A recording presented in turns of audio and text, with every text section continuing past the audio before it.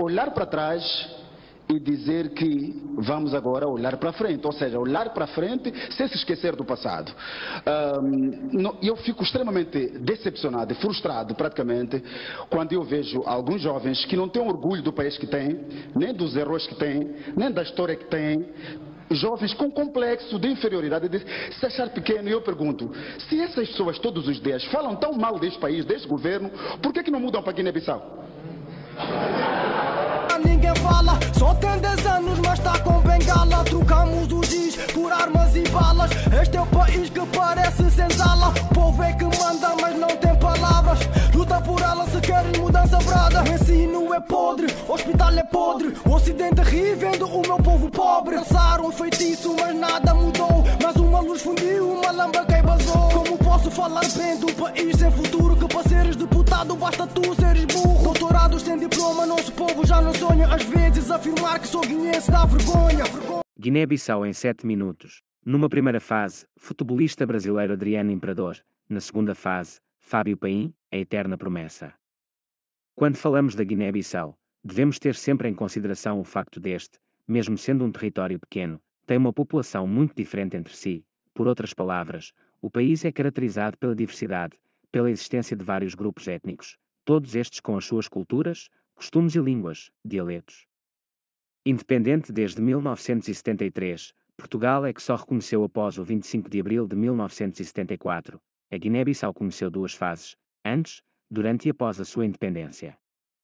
Antes da independência, a Guiné-Bissau foi como o futebolista brasileiro Adriano Imperador, mas após a sua independência, o país passou a ser Fábio Paim, a eterna promessa. Ao longo do vídeo, vou explicar o porquê destas comparações. Para já, gostaria de começar a dizer que faço esta comparação com todo o respeito e admiração pela figura do futebolista Adriano Imperador. O primeiro país a desafiar um império colonial, o primeiro país colonizado por Portugal a ser independente, a Guiné-Bissau viveu vários momentos durante a sua caminhada para a obtenção da mesma. Numa primeira fase, o país tornou-se numa máquina de guerra, uma máquina que juntou toda a população, isto é, todos os grupos étnicos, que apesar das suas diferenças, aceitaram e abraçaram a causa, porque tratava-se de uma luta com um inimigo mais forte, a nível daquilo que era o seu armamento e mais organizado. Logo era necessário a união e fé, porque havia um objetivo comum a todos eles, a libertação do nosso povo. E, tudo isto foi conseguido graças ao nosso querido líder, o nosso caríssimo senhor e pai da nação, Amílcar Cabral, o grande idealizador da nossa revolução anticolonial, teórico revolucionário, a primeira e única figura da política guineense a ser reconhecida internacionalmente, imortal, com uma grande mente, extremamente instruído, um grande estratega, um homem de visão, que estava muito acima de qualquer pessoa, seja em termos intelectuais, como também em termos de concessão de estratégias, para o desenvolvimento, tanto na luta armada, como também no desenvolvimento do nosso país, após a independência. Através do nosso líder, Amílcar Cabral, com os seus ensinamentos, a sua coragem e a sua incrível capacidade de liderança, conseguimos unir-nos para desafiar e derrotar um império colonial mais forte, mais organizado e mais preparado, acima da nossa bravura, no meu conhecimento só mesmo o caso dos escravos haitianos, que a 31 de dezembro de 1803, desafiaram, combateram e derrotaram o exército francês de Napoleão Bonaparte, a principal potência da época, com uma melhor organização, com mais armamentos e mais homens, conseguindo assim obter a sua independência. Com o desaparecimento físico do líder e pai da nação, perdemos um elemento essencial da nossa luta e do nosso desenvolvimento, o cérebro capaz de conceptualizar tudo, e não teve um substituto à altura. Aliás, nunca irá ter. E o país tornou-se numa pátria em que nada funciona, um Estado falhado, sem instituições fortes, onde não há justiça, onde não existem tribunais, onde a Constituição é apenas uma piada, onde os políticos e militares são associados ao tráfico de drogas, um país com histórico de várias guerras civis e infinitos golpes de Estado.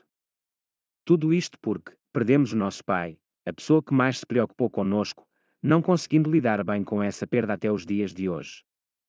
Em relação ao que aconteceu com o futebolista, Adriano, o Imperador, foi exatamente o mesmo. Aliás, quem é fã de futebol, conhecerá bem a sua história, do início ao fim.